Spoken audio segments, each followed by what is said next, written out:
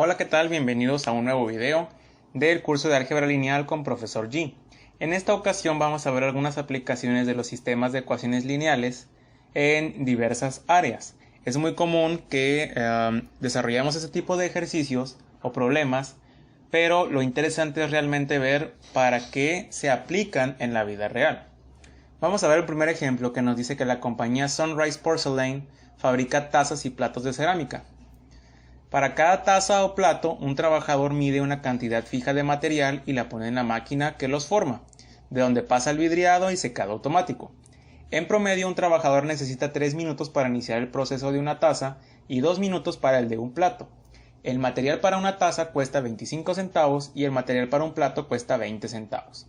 Si se asignan $44 diarios para la producción de tazas y platos, ¿cuántos deben fabricarse de cada uno en un día de trabajo de 8 horas si un trabajador se encuentra trabajando cada minuto y se gastan exactamente $44 en materiales? Aquí tenemos dos características. Una es el costo de los materiales y la otra es el tiempo que se toman para la elaboración de cada uno de estos productos. Entonces podemos generar un sistema de dos ecuaciones con dos incógnitas. En nuestra primera ecuación vamos a considerar que cada taza tarda en promedio 3 minutos en elaborarse, mientras que los platos tardan 2 minutos. Combinados deben de generar un tiempo exacto de 8 horas, es decir, un equivalente a 480 minutos. Entonces podemos decir 3 minutos por cada taza más 2 minutos por cada plato deben equivaler a 480 minutos. Mientras que la segunda ecuación podemos considerarla en cuanto a el costo de producción. Cada taza cuesta 25 centavos, mientras que cada plato cuesta 20 centavos. Y combinados, el número de tazas por 25 centavos más el número de plato por 20 centavos debe equivaler a los $44, que vamos a convertir en centavos multiplicando por 100 para que tengamos las mismas unidades. Este sistema de dos ecuaciones con dos incógnitas, al ser resuelto con cualquiera de los métodos que hemos visto durante este curso, nos va a generar que el número de tazas debe de ser de 80 y el número de platos 120. Es decir, si tú quieres que las 8 horas se utilicen exactas en la producción y te gastes exactamente los $44, debes de generar 80 tazas y 120 platos. De lo contrario, te va a sobrar dinero o te va a sobrar tiempo. O en el peor de los casos te va a costar más de lo que tienes disponible o vas a tardar más de las 8 horas y vas a tener que pagar tiempo extra a tus empleados. Entonces esta sería la solución para optimizar este procedimiento. Un segundo problema que podemos aplicar el sistema de ecuaciones lineales consiste en que un departamento de pesca y caza del estado proporciona 3 tipos de comida a un lago que alberga 3 tipos de peces o 3 especies de peces. Cada pez de la especie 1 consume a cada semana un promedio de una unidad de alimento A, una unidad de alimento B y 2 unidades de alimento C. Cada pez de la especie 2 consume cada semana un promedio de 3 unidades de alimento A, 4 del B y 5 del C. Y de la especie 3 de peces, el promedio de consumo por semana es de 2 unidades de alimento A, 1 de alimento B y 5 de alimento C. Cada semana se proporcionan al lago 25.000 unidades de alimento A, 20.000 unidades de alimento B y 55.000 unidades de C. Si suponemos que los peces se consumen todo el alimento, ¿cuántos peces de cada especie pueden coexistir en el lago? Si te fijas, aquí tenemos 3 especies de pez y 3 especies de alimento. Por lo tanto, podemos generar un sistema de 3 ecuaciones con 3 incógnitas, en donde cada ecuación considera un tipo de alimento. El tipo de alimento A, podemos decir que la especie 1 consume 1 unidad por semana, la especie 2, que vamos a decir que es Y, consume 3 unidades y la especie 3, que vamos a denominarle Z, consume 2 unidades. Y en total a la semana, el consumo de estos 3 especies de peces debe de igualarse a 25.000 unidades consumidas del alimento A. La segunda ecuación va a ser para el alimento B. Cada pez de la especie X consume 1 unidad, cada pez de la especie Y consume 4 y cada pez de la especie Z consume 1. Y en total deben de consumir 20.000 unidades. Y para el alimento C tendríamos 2 unidades por cada pez de la especie X, más 5 unidades por cada pez de la especie Y, más 5 unidades de cada pez de la especie Z equivale a 55.000 unidades del alimento C. Este sistema de 3 ecuaciones con 3 incógnitas vamos a resolverlo con el método de Gauss, Vamos a aplicar algunas transformaciones lineales que ya se han explicado en videos previos, aplicando la conversión en ceros, y nos vamos a encontrar con esta situación, que todo un renglón se ha convertido en ceros, lo que nos indica que tenemos un sistema indeterminado o que tiene soluciones infinitas. ¿Cómo vamos a solucionar este problema? Vamos a aplicar lo que hemos visto anteriormente. 1x más 3y más 2z es igual a 25.000 y nuestra segunda ecuación reducida sería y menos z igual a menos 5.000. De aquí podemos considerar z como nuestra variable independiente, es decir, z va a ser la variable independiente y y x van a ser despejadas en función de z. Si despejamos de aquí y en función de z, y sería z menos 5.000, y de la primera ecuación podemos despejar a x. X sería igual a 25.000 menos 3y menos 2z, en donde y equivale a z menos 5.000. Hacemos la sustitución, 25.000 menos 3 veces z sería menos 3z, menos 3 por menos 5.000 serían 15.000 positivo, y el menos 2z. 25.000 más 15.000 son 40.000, y menos 3z menos 2z nos quedan menos 5z. Este es el valor de x en función de z. Entonces la solución del sistema sería, el valor de x es 40.000 menos 5z. El valor de y son z menos 5.000 y el valor de z pues sería z. Dependiendo del número de unidades que pongamos de la especie z, será el número de peces de la especie x y especie y. Pero esto no nos soluciona el problema de cuántos peces de cada especie deben existir. Entonces, para solucionar esto, consideremos que de cada especie debe haber mayor o igual a 0. No podemos tener número de peces negativos. Entonces, las tres variables deben ser mayor o igual a 0. De la ecuación para y, esta de aquí, podemos decir que si y debe ser mayor o igual a 0, y al mismo tiempo equivale a z menos 5.000. Por lo tanto, z menos 5.000 debe ser mayor o igual a 0. De aquí podemos despejar a z. Z debe ser mayor o igual a 5.000 peces de la especie z. De la ecuación de x podemos decir que x es igual a 40.000 menos 5z debe ser mayor o igual a 0 porque x debe ser mayor o igual a 0. Si despejamos de aquí z tendríamos que z equivale a el menos 5z va a pasar al lado derecho y el 5 va a pasar dividiendo el 40.000. Z debe ser menor o igual a 8.000. Por lo tanto, si combinamos estos dos criterios, z debe estar entre 5.000 y 8.000 unidades de peces. Si estos criterios se mantienen, el sistema del lago se mantendrá en equilibrio, es decir, mientras que la especie z de peces se mantenga entre 5.000 y 8.000 peces, los peces de x y y se mantendrán en equilibrio y entonces el alimento aportado al lago se consumirá en su totalidad sin dejar algún tipo de residuo. Vamos a ver otro tipo de problema. Consideremos que el diagrama que tenemos aquí de una malla son las calles de una ciudad y las flechitas rojas indican el sentido de los vehículos. La intersección K entre corchetes indica el cruce de calles, por ejemplo este sería el cruce 1, 2, 3 y 4. Y los valores x subíndice 1, 2, 3, 4 y 5 es el flujo vehicular de cada calle, es decir, cuántos automóviles por hora circulan por determinada calle.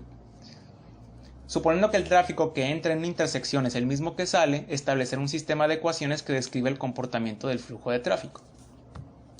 Tenemos 4 nodos, entonces vamos a generar 4 ecuaciones. En el primer nodo entran 100 unidades aquí, entra x subíndice 5 y entra x subíndice 1.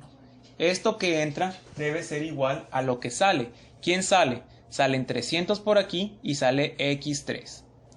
Si reordenamos la ecuación tendríamos entonces x5 más x1, el x3 va a pasar al lado izquierdo restando y esto va a ser igual a 300 menos 100 serían 200. El nodo número 2 tendríamos entonces, ¿quién entra? Entra x2 y entran 200. x2 más 200 y salen 200 por aquí y sale x1.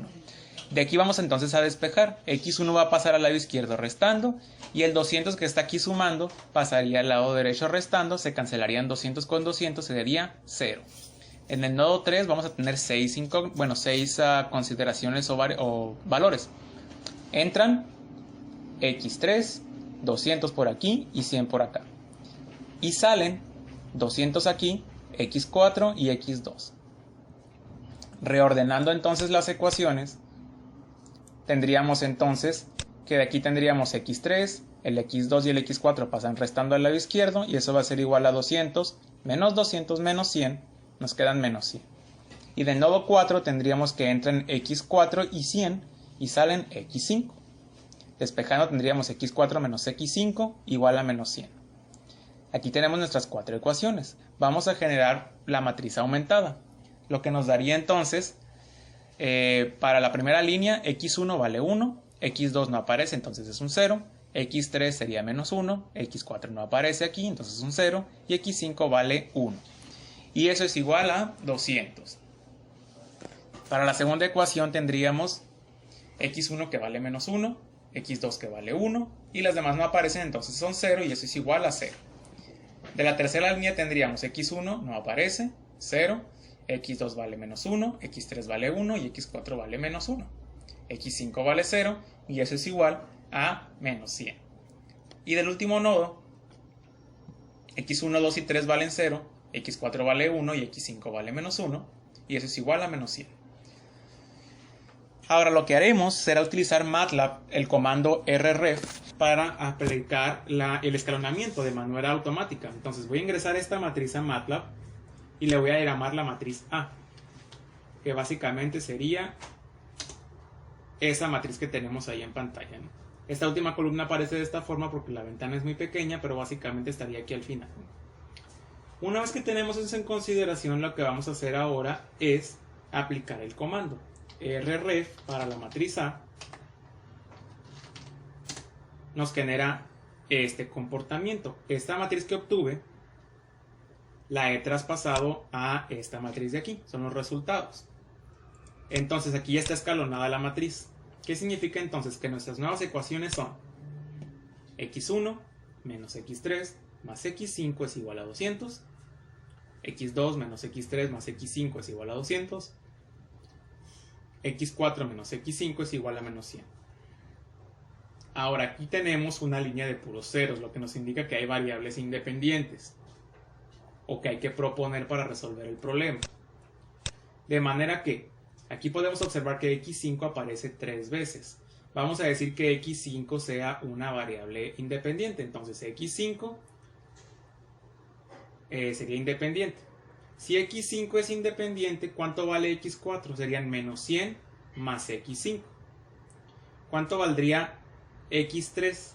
x3 también aparece en dos ecuaciones, tendríamos que considerar otra variable independiente. x1 sería igual entonces a 200 menos x5 más x3. Y x2 sería 200 menos x5 más x3.